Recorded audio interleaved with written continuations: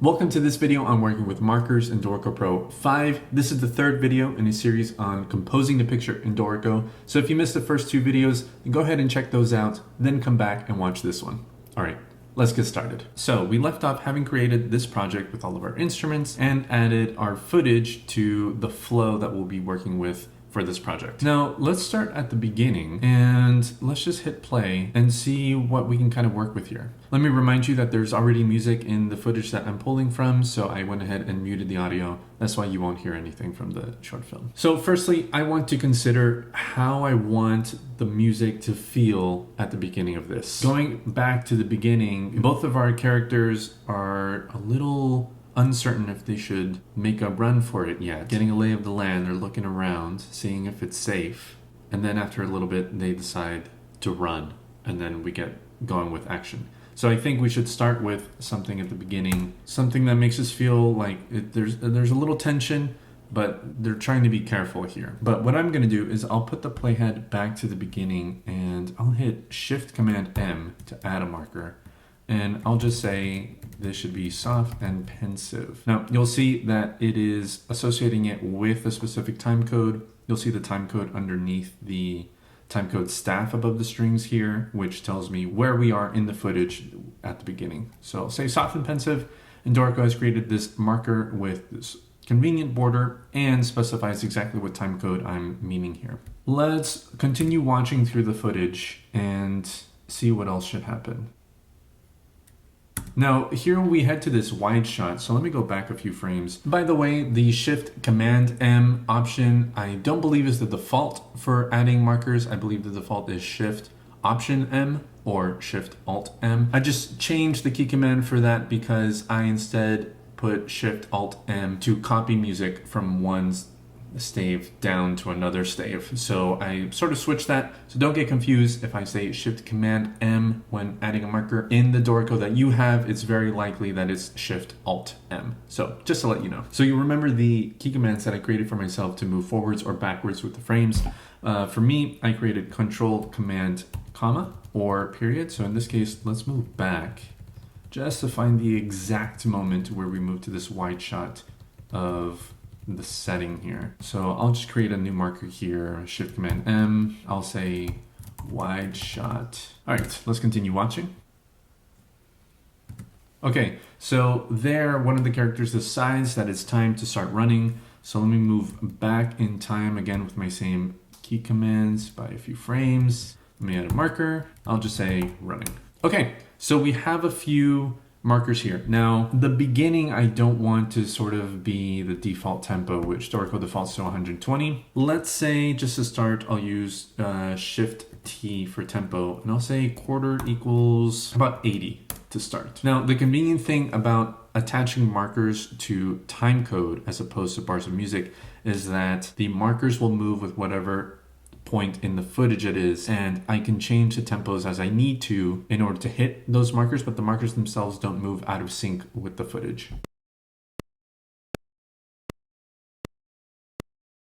Okay, so I almost noticed that right here there was on beat 3 a cut to the wide shot, which you can almost see here. So at the beginning of this measure, I'm going to add a measure of 2/4, and then we'll go back to 4/4 here just to make a transition to this. So let's see if that works. 2, 3, 4, 1, 2, 1, 2. Yeah, perfect. That works. Okay, now at a certain point, we'll have to change tempos in order to hit the running marker and kick up the tempo for, you know, the feeling. We're now running, so we're not going to be calm and slower. So we'll have a tempo change. Okay, now you might notice over here in the video panel that the markers section has populated with the markers that we added here. We have a few sections, timecode, the text for the marker, and this little imp text here with a few check boxes that we can check. We'll talk about this checkbox in a little bit, but if you want to alter exactly what timecode these markers are at, or fix some of the text for the markers, then you can do that here, or delete markers if you need to. Okay, so why don't we input a little bit of music? Now, as I mentioned in the first part of these videos, I added this grand staff, this general sketching part, just so I can put some notes down without committing to certain instruments. So I'll start here and let me just put down some ideas. I have a piano here to my side, so let me see what I can come up with.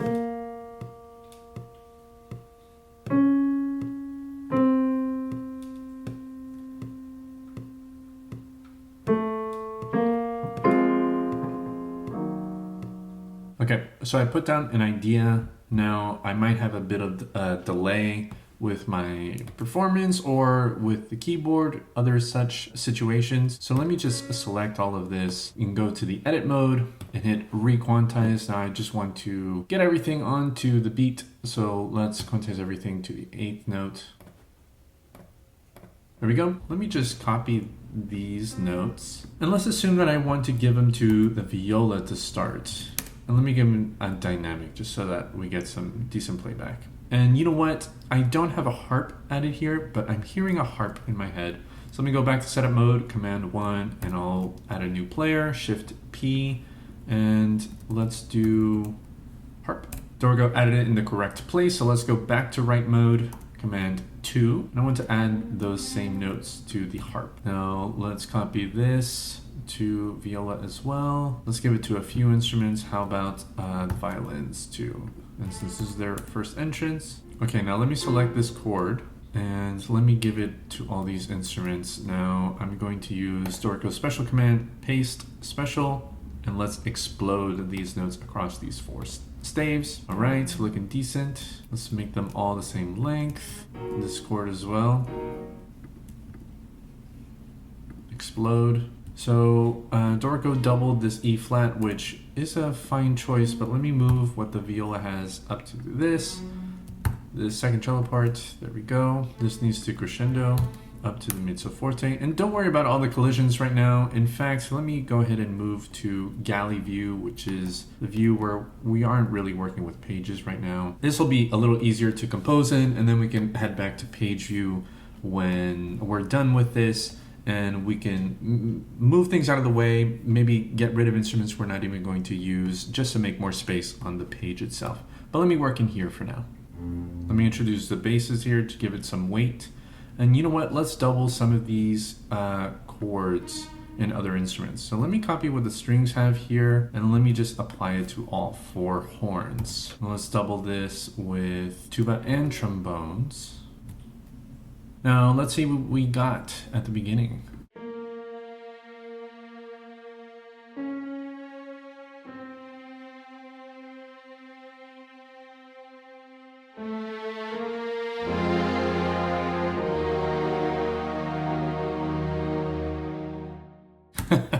Okay, I just put that idea down very quickly, wrote down the notes first, then orchestrated sort of out what I was thinking. Okay, now I think that this running marker appears on beat 3 of this measure. So let's do what we did earlier, add a measure of 2/4 and then a measure of 4/4. I'm using ShiftM, by the way, to add in my measures. So let me turn on the metronome again and then hit play from the 2/4. I'll hit P to play.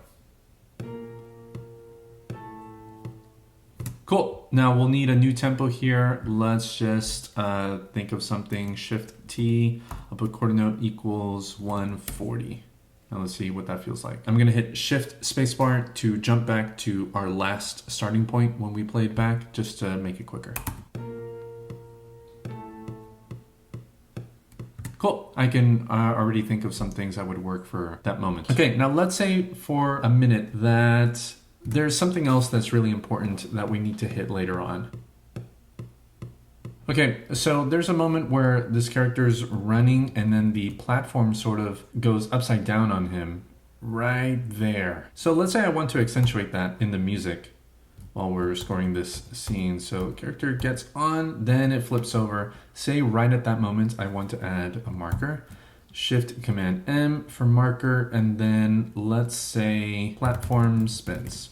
Okay, now this isn't a particular beat that we'll be able to hit comfortably in the music itself. So over here in the video panel, I'm going to find the first running marker, and I'm going to check this imp checkbox, which stands for important, as in it's an important marker. Now I'm going to select the next one and also hit important. So now you can see that both of these are bold because they're important.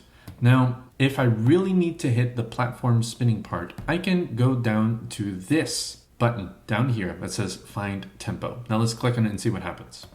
Now you'll see that this dialog pops up. Now what this is sort of giving me is that between this tempo range, it is giving me a list of different tempos that Dorico thinks could work so that I hit the important markers, running and platform spins, exactly on the beat. Let's check out this first suggestion. So I'm gonna click on this. Dorico suggests if I go at 165, let's see here. This will give me a list of exactly how far off the music will be compared to these two markers and where they are in time. The running and platform spins will not be off at all. So you know what? Why don't we go with 165 as Dorico suggests, and let's see what happens. So Dorico has went ahead and added that tempo at the very beginning of my project, which is not what I want for this specific scene. So let me hit Command Z to undo that. Now everything's back to where it was, but I'm still going to take Dorico's suggestion and change this tempo from 140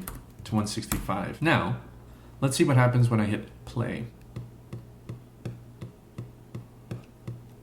Okay, I actually like that. That could come in on beat 4 of this measure, or even better, let's add a measure of 3/4 and then make this 4/4 so that this marker appears right on the downbeat of this measure, more or less. So let's start at a couple bars before. 1, 2, 3, 4, 1, 2, 3, 1, 2, 3, 4.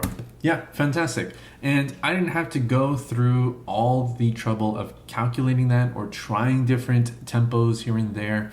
Dorico was able to calculate the time that would be most ideal for my important markers that I want to hit. So I just took Dorico's suggestion and I find that it works perfectly if I want to write that out. Okay, so that was a brief overview of working with markers in our project for Dorico Pro 5. Join me in the next video where we'll be bringing all of this together, maybe finish out writing this entire scene and how to continue editing your music after you've put it into Dorico. I'll see you there.